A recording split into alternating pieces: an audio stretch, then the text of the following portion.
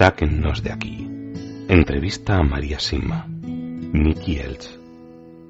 Editorial. Gratis lo recibiste, gratis ofrécelo.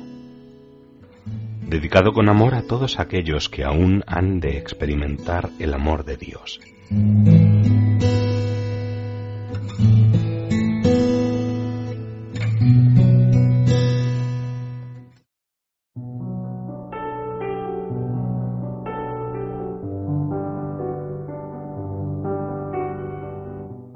La confesión.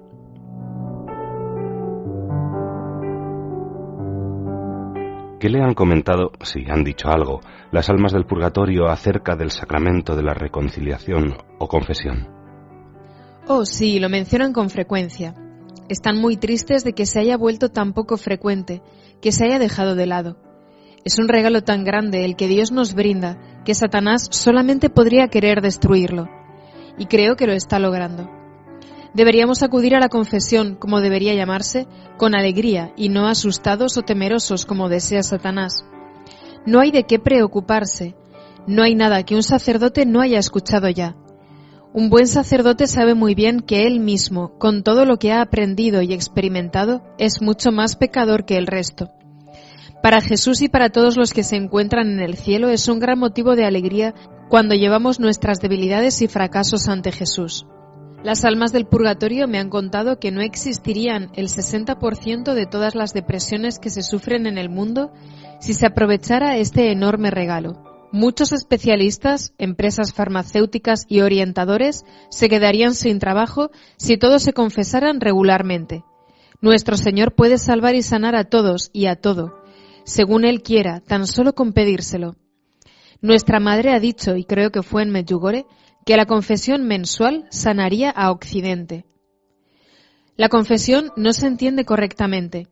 Para la mayoría nos resulta difícil diferenciar entre el bien y el mal, pero otro tema mucho más peliagudo es diferenciar entre lo bueno y lo mejor. La confesión no está solo para confesarnos de haber robado un banco, pues de hecho muy pocos de nosotros robamos bancos. Para la mayoría está para buscar cómo ser cada vez mejores a los ojos de Dios. ¿Qué podría haber hecho durante este último mes para haber sido más santo? Eso es lo que nos debemos preguntar. Y que alguien diga que durante el último mes hizo todo lo que estuvo en su mano para cumplir perfectamente la voluntad de Dios. La humildad nos trae la más grande de todas las gracias. Jesús regala sus mayores tesoros a los más pequeños de corazón. La confesión nos recuerda repetidamente la pequeñez que Jesús quiere de nosotros para que Él pueda darnos sus enormes gracias. ¿Cómo respondería a todos los que dicen y lo hacen con sinceridad que no necesitan un sacerdote para confesarse, que no necesitan contarle sus cosas a otra persona, sino que pueden dirigirse directamente a Dios? Si lo que usted dice fuera cierto, los psicólogos y psiquiatras no tendrían tanto trabajo. Tanto las personas más inteligentes como las más sencillas pueden ir al mismo sacerdote, y ambos se quedarían asombrados por los frutos y gracias que surgirían de ese breve y libre encuentro con Jesús. Todos los seres humanos tienen la misma necesidad de confesar sus culpas. Todos esos grupos de apoyo y esas largas e interminables terapias tan costosas no serían necesarias si nos acercáramos a Jesús. Y sobre todo, las mayores gracias no nos llegan de ahí, de los expertos y los especialistas, sino solamente de Jesús. Nos dejamos engañar demasiado fácilmente. ¿No cree que Él, que para comenzar nos dio la vida, también es capaz de darnos infinitamente más que las soluciones del tipo «¿cómo enfrentarte a...» de la mayoría de los psicólogos? Dios los bendiga. Muchos de ellos ni siquiera reconocen la realidad del pecado. ¿Y cómo van a poder tratar entonces la realidad del perdón? Viven de un negocio que se perpetúa, y al no hacer nosotros uso del sacramento de la confesión, a ellos les asegura un coche más grande. Prosperan con nuestros pecados, mientras que Jesús murió por nosotros para conquistar y borrar nuestros pecados para siempre. ¿Y qué me podría decir ante los que retorcidamente dicen que Jesús nunca nos dijo que teníamos que ir a un confesionario a confesarnos? Es verdad. Les sugiero que acudan a confesarse con un sacerdote en un lugar público, contándole sus pecados claramente. Lo importante es que se digan claramente los pecados. Jesús dijo que nos arrepintiéramos Y cuando lo hacemos, Él borra nuestros pecados, y sólo así Satanás deja de saber de ellos. Ya no puede atraer a esa persona mediante ese pecado, o atacarle a causa de la débil e inexistente relación con Dios. Pero quien se encuentra en el confesionario es Jesús, no un sacerdote. ¿Está usted segura? Le cuento un caso que le sorprenderá. Una abuela italiana quiso llevar a su nieto de 8 años al Padre Pío para que hiciera su primera confesión. No sin motivo estaba muy entusiasmada cuando llegó a la parroquia. El niño entró a confesarse y salió radiante de alegría. La abuela sabía qué apariencia tenía el Padre Pío. Era bajo, gordito, casi calvo, de ojos muy oscuros y de unos 65 años. Aún así le preguntó a su nieto: «Dime, ¿cómo era?». El niño respondió con mucha calma y con detalle: «Oh, era alto y fornido, con ojos castaños y pelo largo y castaño. Tenía alrededor de 30 años». ¿Está bromeando? No, cosas de este tipo suceden con frecuencia en lugares sagrados y de mucha oración. Déjeme plantearle un caso hipotético y luego le haré unas preguntas al respecto. Hay 2 familias, ambas viven razonablemente bien y con salud. Una de las familias se confiesa regularmente mientras que la otra no. ¿Existirán diferencias entre sus descendientes? Y si las hubiera, ¿cuáles podrían ser? La primera familia contará con una base sólida para acercarse cada vez más a Jesús a lo largo de las generaciones, mientras que la segunda familia cargará con muchas dificultades que no hubiera tenido si se hubieran confesado regularmente. Por ejemplo, enfermedades y debilidades que podrían haberse evitado. La actitud correcta y penitente de la primera familia se reflejará en la fortaleza y la felicidad de sus descendientes, mientras que los de la otra familia serán más propensos a los ataques de Satanás. Entonces, ¿quiere decir que quienes son conscientes de su estado de pecado terminan siendo más sanas que aquellas que no lo son? Sí, con la humildad que produce la confesión y la oración, y con el amor a Dios que nos viene de ello, hace que crezca una fortaleza y un equilibrio que se manifiesta en personas más saludables. Y esto significa que serán más saludables emocional, mental y físicamente, y que también se extenderá a lo largo de las generaciones. Entonces, podremos garantizar vidas más sanas a nuestros hijos, nietos y bisnietos con nuestro amor, con nuestras oraciones y con nuestras confesiones. Sí, exactamente.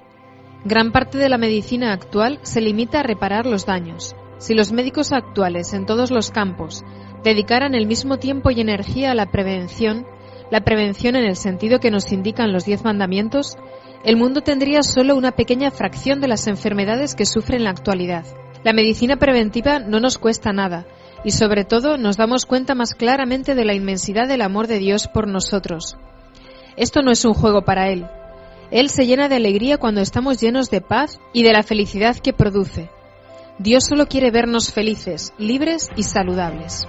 Entonces, ¿puede explicar la función de la contrición y del arrepentimiento en el momento de la muerte? Nos libramos de todas nuestras culpas con una buena confesión, si es totalmente honesta y si nos arrepentimos de corazón. Pero también hay que reparar el daño causado. Aún no quedamos completamente librados de esos pecados. Para obtener la total absolución, el alma debe quedar libre de toda atadura. En el caso de una madre con muchos niños pequeños que está a punto de morir, deberá entregarse hasta tal punto que pueda decir con sinceridad: Dios te entregó todo a ti, que se haga tu voluntad. Esto puede ser muy, muy difícil. La libertad mediante el pago de hasta el último céntimo, como dice Jesús en el Evangelio, se da entre nosotros y Dios, entre nosotros y los demás, con una reparación extra y liberándonos totalmente de toda atadura sobre asuntos que no sean los de Dios. Entonces, estar totalmente libre de todo pecado sería un proceso de 3 pilares. Sí. Primero, expiación entre nosotros y Dios. Luego, expiación entre nosotros y la persona a la cual herimos, que también nos implica siempre a nosotros mismos. Y finalmente, la reparación por medio de la oración y las buenas obras.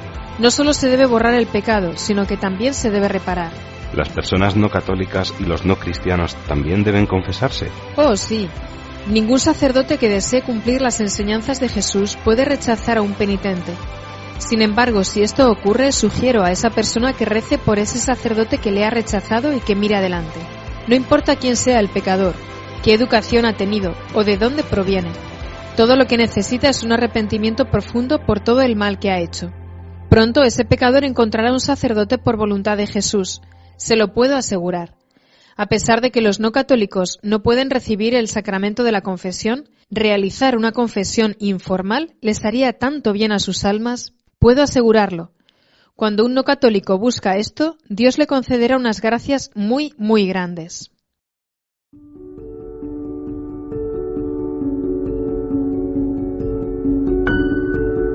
El rosario.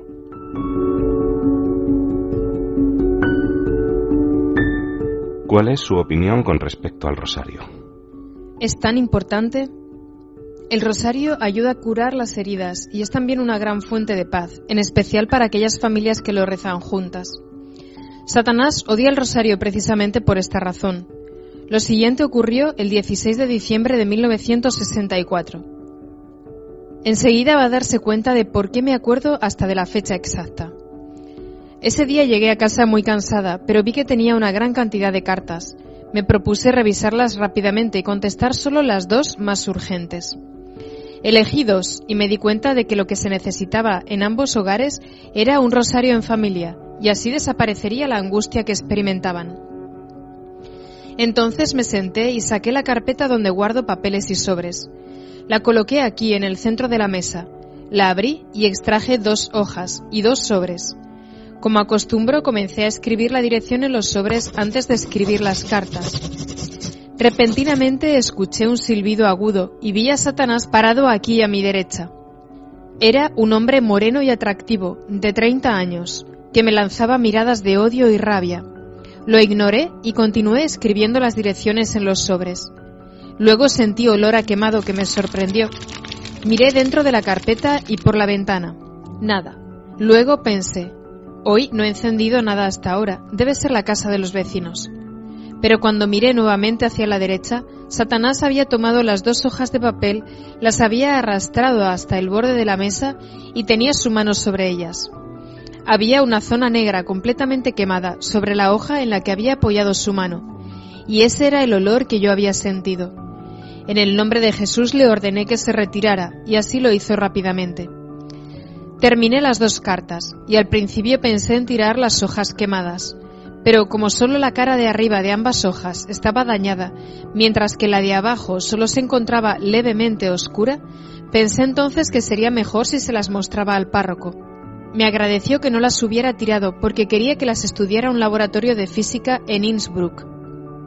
En su opinión, era físicamente imposible que se quemara solo una cara sin quemarse también la otra. Envió las hojas al laboratorio preguntando si allí podían hacer lo mismo. Pasados 3 meses, el laboratorio las devolvió diciendo que era imposible y que estaba equivocado, que la segunda hoja no podía haber estado debajo de la quemada. Pero no, yo no estaba equivocada.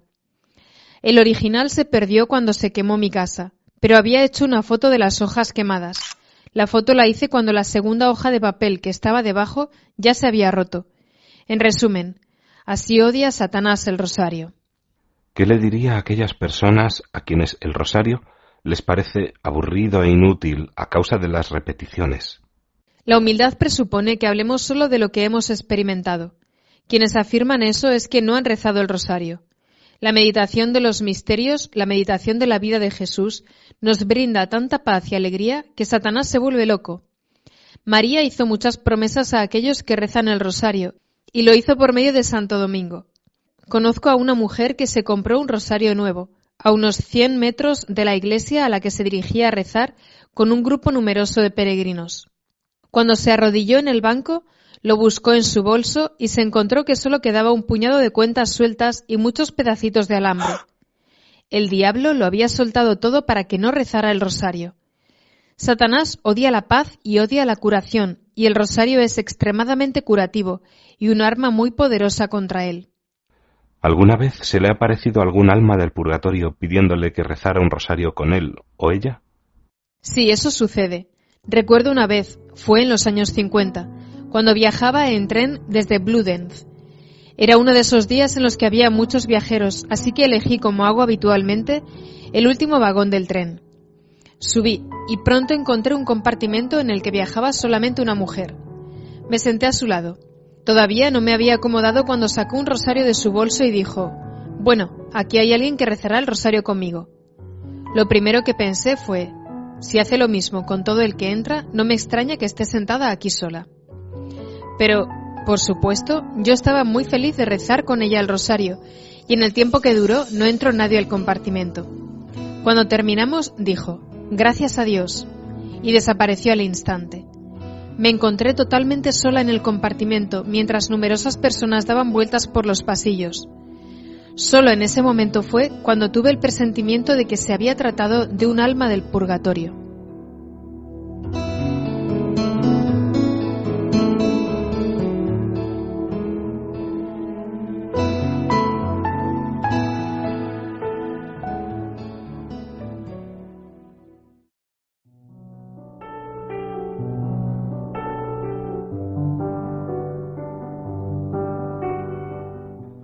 Los sacramentales.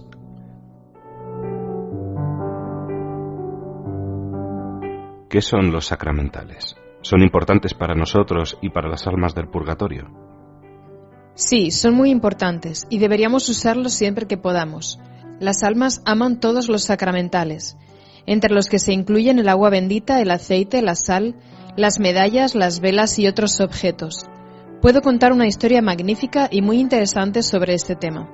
Sé de una mujer que le prometió a las almas del purgatorio encender una vela bendita por ellas todos los sábados. Un sábado su marido le dijo, «Deja de hacer eso, no tiene sentido. Es ridículo, los muertos están muy contentos. No creo que necesiten que enciendas una vela y no me interesa lo que les hayas prometido». Por supuesto, la mujer se entristeció porque quería cumplir su promesa, aunque no quería desobedecer a su esposo. Entonces pensó, «Muy bien, la pondré en la estufa y allí no la verá». Colocó la vela en la estufa y cerró la pequeña puerta, que por cierto tenía una ventanita también pequeña. Salió entonces de la casa, y al poco tiempo llegó su marido.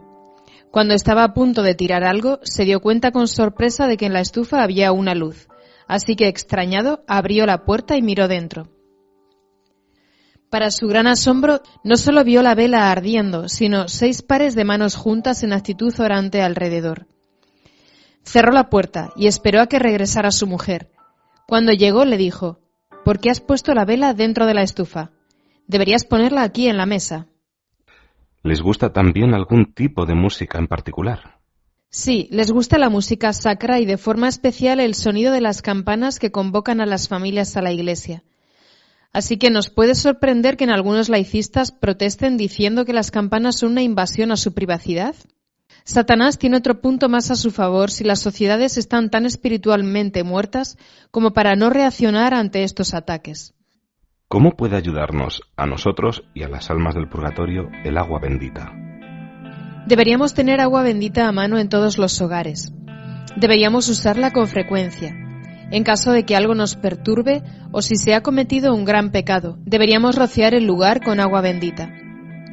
Es una protección poderosa contra Satanás. Las almas del purgatorio piden que haya agua bendita en todas las tumbas y se congregan y nos ayudan en cualquier lugar donde se utilice con frecuencia. También para discernir si una actividad es demoníaca o no, el agua bendita contestará rápidamente la pregunta por nosotros. Los demonios escapan de ella y vuelve la paz cuando se utiliza. Existen además estudios en la actualidad que prueban que el agua bendita es también una protección contra las radiaciones peligrosas. ¿De qué otra forma puede algo bendecido por un sacerdote ayudarnos a protegernos en nuestra vida diaria? Los sacerdotes deberían volver a bendecir más y más. Bendecir los hogares, las cosechas, los automóviles y todas las empresas. No sería mala idea bendecir toda la sal que se utiliza en invierno para mantener las calles libres de hielo. De esta forma se reduciría notablemente el número de accidentes y sería beneficioso para todos.